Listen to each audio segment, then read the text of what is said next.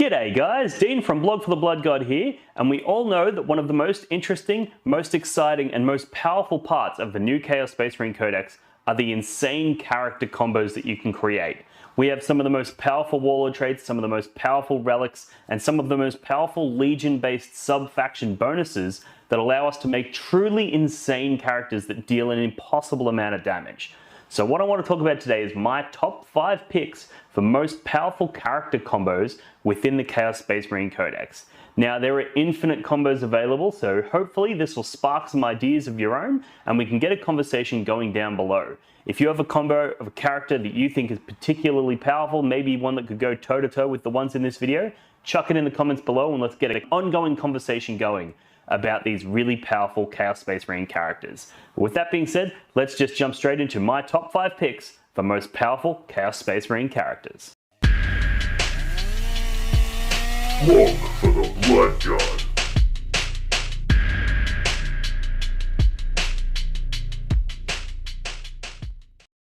Alrighty guys, before we get stuck into the characters, I just want to do a quick shout out to my new merchandise campaign. I've got t-shirts like the one I'm wearing now, which are now available online for you to purchase. We've got objective markers, and I'm also launching dice very soon. So it won't be long and you'll get available all kinds of Blog for the Blood God merchandise. So if you want to show your support for the channel and get something back in return, check out the links in the description for the various different pieces of merchandise that I've got available online. It's also worth noting at the start of this video that I've taken a few things into account and then made a few assumptions when determining whether or not these characters are powerful. One of the things that I've assumed for many of them is that they'll have access to a transport like a Rhino or a Land Raider, and I've also said that they're going to have access to psychic power support.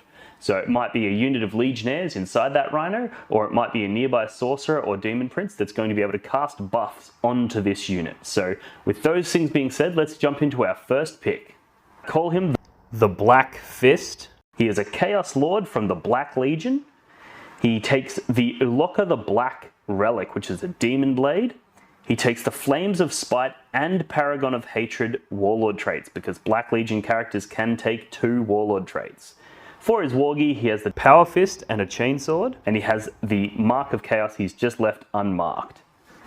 Alright, now this guy's going to be able to, like I said earlier, he's going to be able to start in a Rhino, he's going to be able to disembark, and then he's going to be able to have Diabolical Strength cast on him from a nearby unit of Legionnaires, perhaps, and then he's about to go in and just do insane amounts of damage. So let's talk about his Warlord Traits and Relics in detail and what they actually provide him so that you get a better understanding of just how fucking powerful this guy is. Alright, so looking at his relic, Uloka the Black. So it's a Chaos Undivided model only. Select 1 melee weapon excluding relics that the bearer is equipped with. The weapon is now a relic for all rules purposes and has the demon weapon ability. And each time an attack is made with this demon weapon, if that attack successfully wounds the target suffers 1 mortal wound in addition to any normal damage. Alright, so this is pretty straightforward. Basically, every time he wounds you, you take a mortal wound. Every single time. And this is going to be really, really powerful when paired with some of the other Warlord traits that he's got. Alright, first Warlord trait is Flames of Spite. Each time this Warlord makes a melee attack, you can reroll the attack's wound roll, and each time this Warlord makes a melee attack, on an unmodified wound roll of 6, the target suffers 1 mortal wound in addition to any normal damage. Alright, so now you've got that every time you wound, you're going to do a mortal wound. You have the ability to re-roll your wounds, so the probability of you wounding is increased, which means you're going to be doing more mortal wounds. And also, every time you roll a 6 to wound, it's going to do another mortal wound. So every 6 to wound is going to do 2 mortal wounds, and every other wound is just going to do 1 mortal wound. Really, really powerful combo, these 2 traits, especially on a character like the Chaos Lord, who has a high number of attacks that hit on 2s, and being a Black Legion, even if your opponent has a -1 to hit, he's still going to hit on 2s, because he gets that +1 to hit from the Black Legion trait. We then support this with Paragon of Hatred. You can reroll charge rolls for this Warlord, and each time this Warlord fights, if it's within engagement range of enemy units, until the fight is resolved, add 1 to the attacks characteristic of the Warlord, or if any of those enemy units have the Imperium keyword, add D3 instead of 1. So this is just dialing up that damage. It's meaning that he's going in with 6 attacks, plus potentially an additional D3, which is going to give him a whole ton of attacks with hitting on 2s and then re-rolling wounds and doing mad amounts of mortal wounds. And it also gives him the re-roll charges, which is a nice little bonus that's going to ensure that his combat character actually makes it into combat. And then the reason that we have the Legionnaires with him is because we're planning to cast Diabolic Strength onto this character, which is going to allow you to select one infantry unit, which is your Lord, and within 12 inches of the cycle, which is your Legionnaires, and until the start of your next psychic phase, add 2 to the strength and attacks characteristic of the model. Alright, so now he's going in with 6 attacks, he's getting +2 from Diabolical Strength, and he's getting plus D3 from his Warlord trait. So he's going in potentially D3. So he can go in with a ridiculous amount of attacks, like 11 attacks, hitting on 2s, and then re-rolling wounds and doing mad amounts of mortal wounds. This guy can put out an absolutely insane amount of hurt. Alright, next up we have one of my favorite characters in the codex. I think he's an unsung hero, and it's the Master of Executions. He's brilliant because he's an elite slot, so he doesn't chew into your valuable HQ slots for your various buffing characters. You can put this little 65-point unit in there, send him out like a missile, and he can do massive amounts of damage. We're making him Night Lord, so let's go through what this guy's going to do on the table. I call him the Midnight Murderer. So he's a Night Lord, Master of Execution. His relic is Misery of the Meek. His Warlord trait is Killing Fury, and he has the Mark of Khorne. So this is going to be another guy that's going to really heavily benefit from being inside of a Rhino with a unit of Legionnaires. He's going to be able to disembark out of the Rhino, then charge, and he's also going to be able to have buffs cast on him from the Legionnaires that were also in that Rhino, which means you're really going to be able to dial up the damage to 11. But let's have a look at his Warlord Traits and Relics to see what he actually does, because this guy's a bit of a fucking maniac. Alright, Misery of the Meek. So once per battle, at the start of any phase, the bearer can use this relic. If it does so, he regains 3 lost wounds, and until the end of the turn, add D3 to the bearer's attacks characteristic. Alright, so people will be tempted to only use this once you have lost wounds, which is always more than welcome, but the idea here is that we're going for that plus D3 attacks. We really want to dial up this guy's attacks characteristic because he has an Axe of Dismemberment, which is the Master of Execution's weapon, where every time he rolls a 6 to hit, he does 2 mortal wounds and the attack sequence is over. So you really want to increase the number of attacks that you get so that you increase the chances of you rolling those 6s and doing a massive amount of mortal wounds in combat. Next, he has Killing Fury. Each time this Warlord is selected to fight, if it made a charge move, was charged, or performed a heroic intervention this turn, until the fight is resolved, add another D3 to the attacks characteristic of the Warlord, and each time the Warlord makes an attack, it is considered to be engaged in wanton slaughter for that attack. Alright, so now we're getting another D3. So this guy's going in with 6 attacks plus 2 D3 attacks. So potentially going in with 12 attacks, which is crazy amounts of attacks. And every time you roll a 6, it's 2 mortal wounds. So straight out the gate, based on maths, you got 12 attacks. You're probably going to roll 2 6s, which means you're going to be doing 4 mortal wounds before you even roll to wound. Then, of course, we have Diabolical Strength to give him another +2 to his strength and attacks characteristic, just like we said with the other character. Alright, so he's going in now with 14 attacks, potentially, doing a massive amount of mortal wounds, and if you happen to have Abaddon in your list, which a lot of competitive Chaos lists do these days, you can actually put a command phase buff on him, provided he didn't start in a Rhino, but you can put a command phase buff on him to give him reroll hits. So now he's going in and he's going to be doing insane amounts of damage because he's got 14 attacks, re-rolling everything. Really, really powerful. So the thing to remember with this guy is that all of his utility comes from high number of attacks and 6s to hit doing mortals. That being said, that isn't where it ends. Even if you don't roll a 6, he's still going to hit on a 2+ most often, and then he's also going to be able to roll to wound, roll to do damage, they roll their saves, and then he goes in and does 2 damage with all those attacks. So when you go in with 14 attacks, even without the mortal wounds, you're going to do insane amounts of damage. And when you put Abaddon's rerolls on him, now you can roll all 14 dice, leave the 6s, and then just re-roll the whole lot and fish for more 6s. And based on the maths, you're probably going to roll around 4, maybe even 5 6s when you do this, which means you're just going to be doing 10 mortal wounds to anything that you hit. Like, that's insane amounts of damage. Yes, it requires a few buffs going off, and yes, there's a lot of investment, but being able to send this guy in, he could one-shot a knight realistically. It's not that big of a stretch to think that he just goes in 65-point character and takes a 400-point knight and crushes it to the ground. Really, really powerful, really, really good. And the fact that he's a little character that can sit inside a Rhino and launch out means that he's really good for launching those counterattacks and those surprise attacks on your opponent in true Night Lords fashion. Alright, next up we have the Dank Apostle. Now this is a Dark Apostle. Most people, when they look at the Dark Apostle, they see him as a buffing character because he has a lot of different chants and things like that and abilities that buff nearby units. However, what I want to do with this guy is show you just how crazily powerful you can make him as a damage dealer. So let's get into it. Alright, so he's a Dark Apostle. For his Legion, we're using the Word Bearers this time. His relic is going to be the Eightfold Cursed Crozius. His Warlord trait will be the Exalted Possession. For his prayer, he's taking the Omen of Potency, and for his Mark of Chaos, we're giving him the Mark of Slaanesh. Alright, so there's a few things going on here. We're taking them as word bearers to unlock some of their unique relics and warlord traits, but the other thing that we're doing with this is we're giving him reroll hits, which is going to become really, really important in a moment. Alright, so first let's look at the Omen of Potency. So you add 3 attacks to the characteristic of this priest, and improve the armor penetration characteristic of melee weapons, excluding relics of this priest by 2. Alright, so similar to like with the Night Lords guy, the second part of this rule, increasing the AP, we're not going to get because we have given him a relic weapon. However, we are going to be getting those additional attacks, and just like the other characters, the attacks is the really juicy part of this character. Then his Warlord trait is Exalted Possession. This Warlord gains the Demon and Demonkin keywords. This Warlord has a 4+ invulnerable save against ranged attacks. Add 1 to the strength, attacks, and wounds characteristic of this Warlord, and add 2 to the move characteristic of this Warlord. Alright, so that's a lot of things for one command point pre-game to give this guy that Warlord trait. The Demon and Demonkin, they give a little bit of synergy with some stratagems, but they're not particularly important. What we're getting here is strength and attacks and movement. The 4-up invulnerable save against shooting attacks is kind of irrelevant as well, because being a Dark Apostle, he already has the 4-up invulnerable save against both shooting and melee. But the main thing that we're looking at here is more attacks on top of the ones that we've already gained from Omen of Potency, and also extra movement, which is going to allow you to throw this guy in really deep into your opponent's lines and ensure that you do get into combat. And last but not least, let's look at his relic, the Eightfold Cursed Crozius.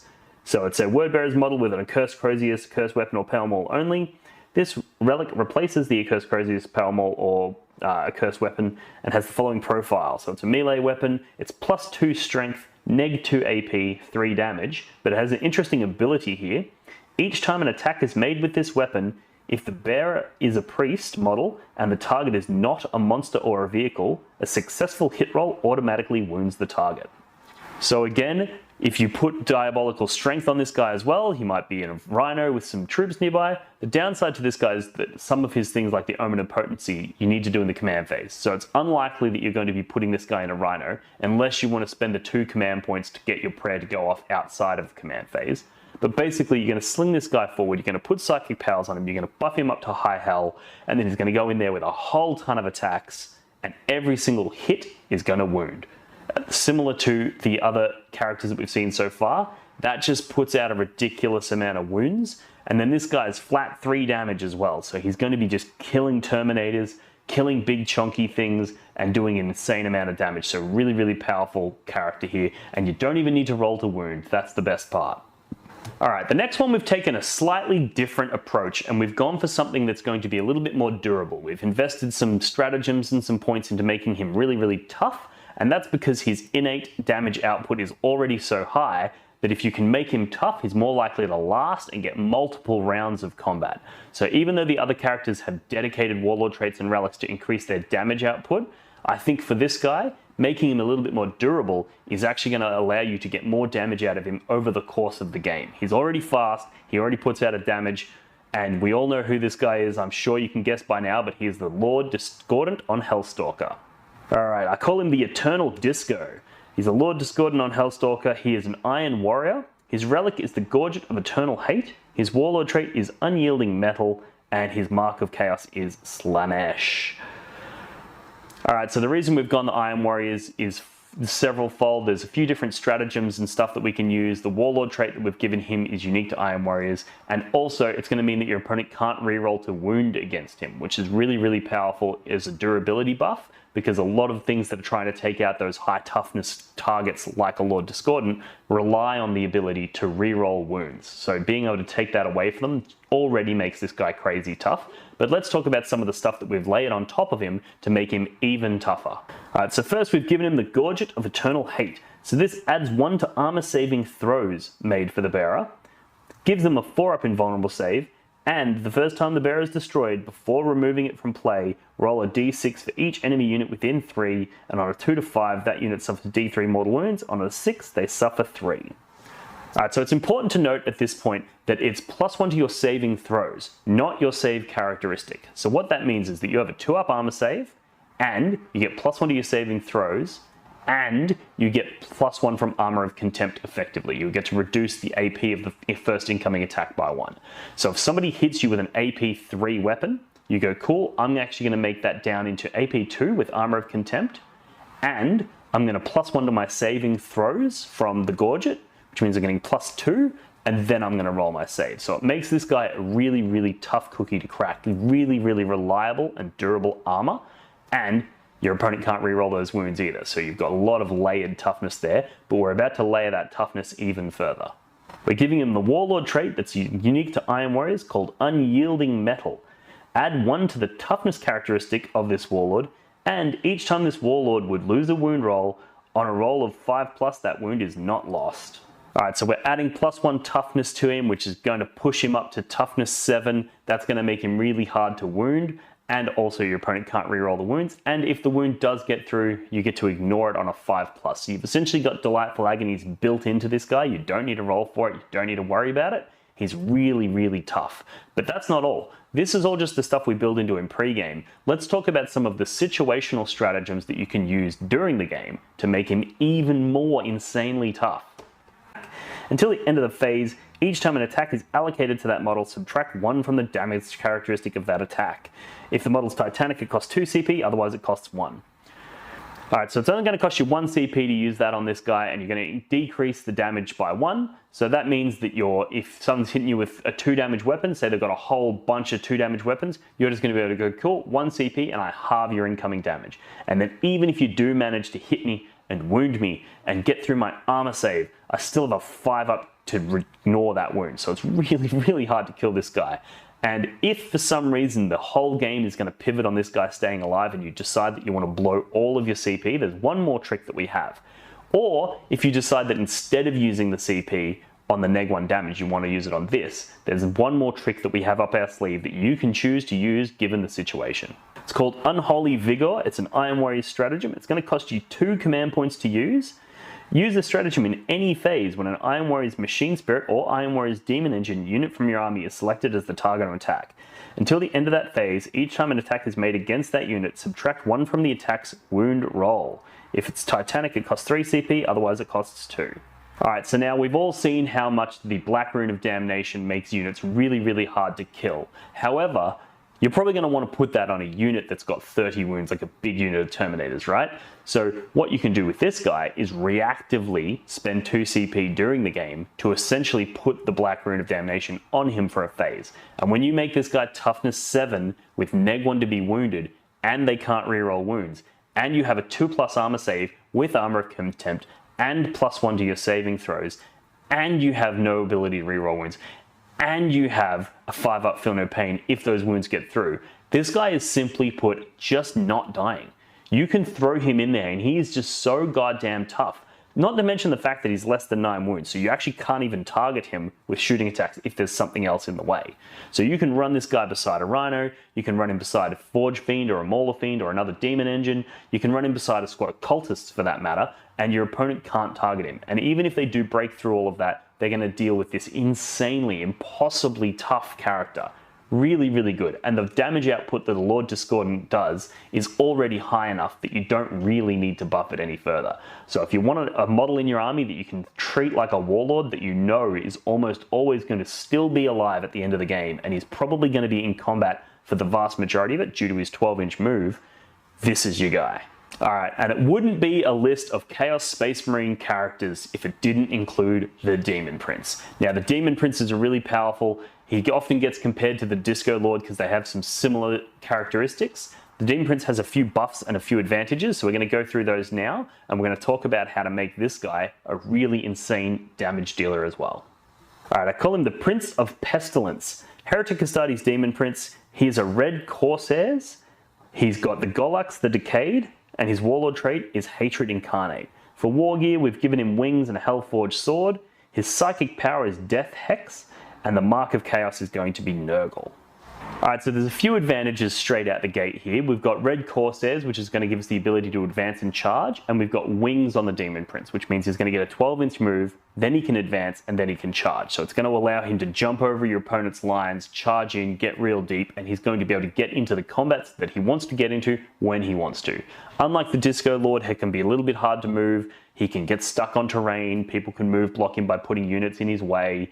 You can't do any of that to the Demon Prince. If the Demon Prince has his eyes on a target, he's going to go get it. And being red Corsairs, being able to advance and charge, goes a long way to helping that. But let's talk about his Warlord Traits and Relics in a little bit more detail so you can get a true understanding of just how much damage this guy is going to do. Alright, so his Warlord trait is Hatred Incarnate. Each time the Warlord fights, if it made a charge move or performed a heroic intervention this turn, until that fight is resolved, add 1 to the strength and attacks characteristic of the model, and each time he makes a melee attack, you can reroll that attack's hit roll. Alright, so basically we're going here for the extra strength isn't going to matter, and you're going to see why in a moment, but what we're really going here is extra attacks and the ability to reroll hits. Now the Demon Prince is going to be hitting on 2s, however, if your opponent has something that reduces your ability to hit, they might have Trans Hitman, they might be casting a neg 1 to hit power on you or something like that. Being able to reroll those hits is really, really powerful. And if you get to a point where you're in a wanton slaughter, where you're getting exploding 6s, you may choose, given the situation, to roll everything, leave your 6s to the side and re-roll the lot, trying to fish for those 6s to try to get those exploding hits. But let's talk about why the extra strength from that Warlord trait isn't quite relevant and why fishing for those 6s are going to be so powerful. For his relic, we have given him the Golax the Decayed. So this is Nurgle model only, which is why we've given him the Mark of Nurgle. This weapon is now a relic, so we're choosing his sword. It's now a relic, which has got the demon weapon ability. And each time an attack is made with this demon weapon, if a hit is scored, that attack automatically wounds the target, and enemy models cannot use any rules to ignore the wounds they lose. Alright, so this is why the strength from that thing doesn't really matter, because this guy's going in and every hit is just automatically wounding. And being a Demon Prince sword, he's going to be AP 3 doing 3 damage. So he's going in, he's going to be doing a crazy amount of damage here, and getting all those extra attacks and the ability to reroll hits just increases the number of hits you score, which necessarily means you're going to get more wounds because those hits automatically convert to wounds. This is really powerful. But there's a few other things about this guy that make him unique. One of them is that he's a psyker, which means that he can go in there and smite something first and then hit it, so you're doing additional mortal wounds there. Or you can go in and cast a psychic action like Warp Ritual or Psychic Interrogation if you want to score victory points with this guy. Or you can use the psychic power that we've listed for him, which is Death Hex. So Death Hex, warp charge value of 8. If manifested, select one enemy unit within 12 inches of the psyker. Until the start of your next psychic phase, models in that unit cannot use any of their invulnerable saves. So now we're talking about a guy who's got AP 3, he's going to ignore invulnerable saves if you get your power off, and he's also going to ignore any rules that allow you to ignore a wound roll. So anything like a Feel No Pain, any Delightful Agonies, any wound caps like Abaddon or Gazkal or, Phoenix Lords, all those sorts of things, Catan. He goes in and just goes, oh cool, Catan, I turn off your invulnerable save, and all I have to do is hit you, and I automatically wound you, and then I do 3 damage with each one of those wounds, and I just kill you, and you're just gone. Really, really powerful. It's also really powerful into all of those things like the Chaos Space Marines Terminators that have the neg 1 to wound, or that Lord Discordant that we were just talking about that can be really hard to wound, because this guy doesn't care. All he has to do is hit you, and you're wounded. So this guy is another really strong candidate for one of the most powerful characters in the Chaos Space Marines book. So there we go, guys. That's my top 5 picks for most powerful Chaos Space Marine beat stick melee characters. Let me know what you guys think in the comments below. Let me know what you've been running, what you've been experiencing success with, which characters you're scared of if you don't play Chaos Space Marines but you want to know what ones to look out for. Let me know which ones you've seen do really, really well on the tabletop. Let's get a really robust conversation going down below. And a huge thank you to my Patreon supporters. We had a lot of long conversations in our Patreon Discord talking about all of these different combos and working on them together. So a huge thank you to you guys. Not only do you support me financially, but you help me generate the content, and I really do appreciate your feedback and your input. Same goes to all of you who comment on the videos as well. That's not only does that help me direct the channel in the right direction, but it also helps the YouTube algorithms understand that people are engaging in the content, which shows it to more people, which allows me to grow the channel even further. So huge thank you to that. Also, like I said at the start of the video, check out my merchandise if you want to support the channel and get something out of it for yourself. I'm going to be continually adding new designs there, so check that out. Thanks again, guys, and yeah, I'll see you in the next one. Cheers. Look for the Blood God.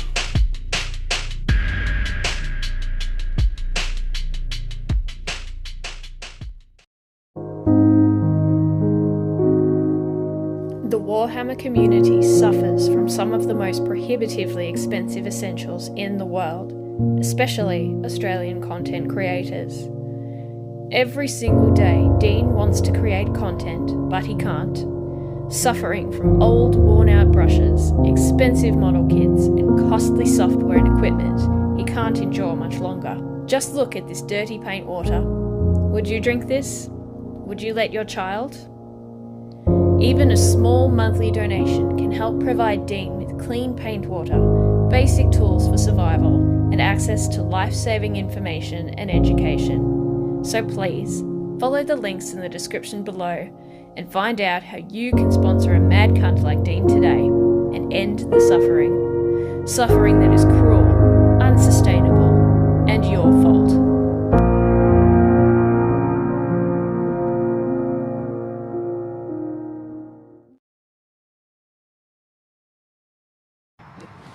Do your objective markers ever get lost behind terrain or other models and become difficult to see?